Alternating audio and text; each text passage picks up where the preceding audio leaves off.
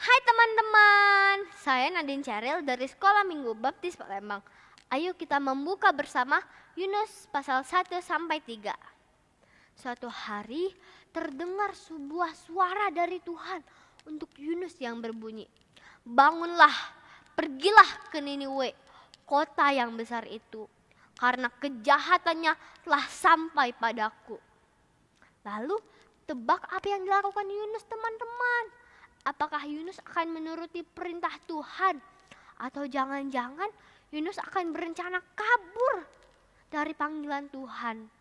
Ternyata Yunus yang tidak taat pergi ke Yafo dan menemukan sebuah kapal yang akan berangkat ke Tarsis.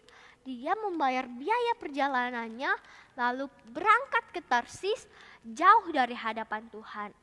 Tapi Yunus tidak tahu kalau Tuhan bisa melihat segalanya. Saat di tengah perjalanan, tiba-tiba terjadi badai yang begitu besar di laut. Para awak kapal kepanikan. Mereka berteriak kepada Allahnya masing-masing.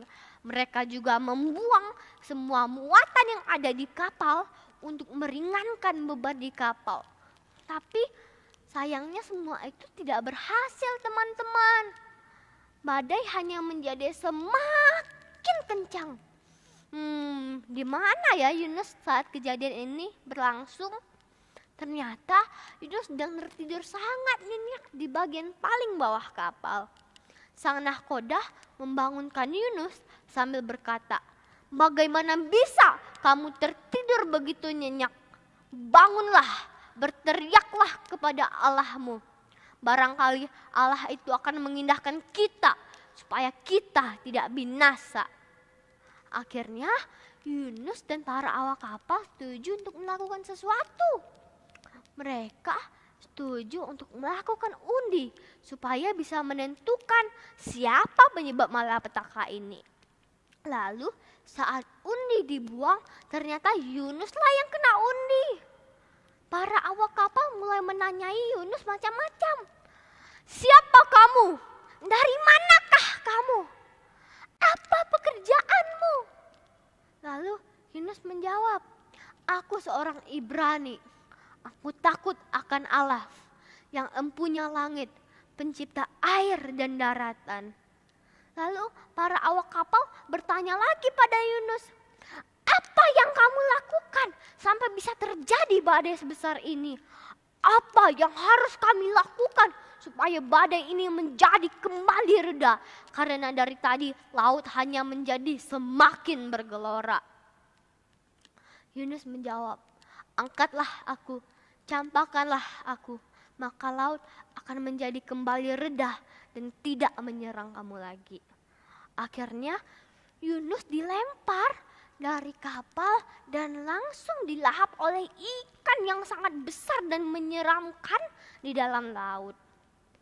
Kalau kita jadi seperti Yunus, pasti kita sudah mati ya teman-teman. Lihat saja dari penampilan ikan ini yang banyak taring tajam. Di dalam perut ikan ini ternyata Yunus masih hidup, teman-teman, atas kuasa Tuhan. Nah, di dalam perut ikan inilah Yunus menyesali perbuatannya dan meminta maaf kepada Tuhan selama 3 hari 3 malam. Akhirnya karena Yunus mau taat, dia dimuntahkan oleh ikan itu dari perut ikan ini yang begitu bau, kotor dan menjijikkan, menjadi terdampar di pinggir pantai. Nah, setelah semua kejadian itulah Yunus ingin bertobat dan menjalankan panggilan Tuhan. Ia bersiap untuk pergi ke Niniwe dan melalui perjalanan selama 1 hari penuh lamanya. Tapi pergi ke Niniwe sangatlah tidak mudah, teman-teman. Yunus melalui begitu banyak rintangan. Ketika dia ingin berteduh di sebuah pohon jarak, pohon itu tiba-tiba mati. Nah, Yunus yang sudah sangat letih dan lesu tetap melanjutkan perjalanannya karena ia percaya bahwa Tuhan selalu menyertai dan menolongnya. Ia bertemu begitu banyak orang saat di perjalanan dan menceritakan Injil dan firman yang diberikan oleh Tuhan. Banyak orang Niniwe yang menjadi bertaubat dan ingin percaya pada Tuhan Yesus karena cerita yang diberikan oleh Yunus ini, teman-teman. Dan bahkan yang lebih luar biasa lagi, Raja Niniwe juga menjadi bertaubat setelah mendengarkan berita firman dari Yunus. Nah, keren sekali kan teman-teman? Pesan moral hari ini adalah kita tidak boleh mencoba lari dari panggilan Tuhan. Karena sejauh apapun kita ingin berlari dari hadapan Tuhan, kita akan selalu tetap dalam genggaman rancangannya. Nah, terima kasih sudah mendengarkan hari ini teman-teman. Saya juga ingin mengucapkan selamat dan sukses untuk Dies Natalis SDBI Semarang yang ke-67. God bless you.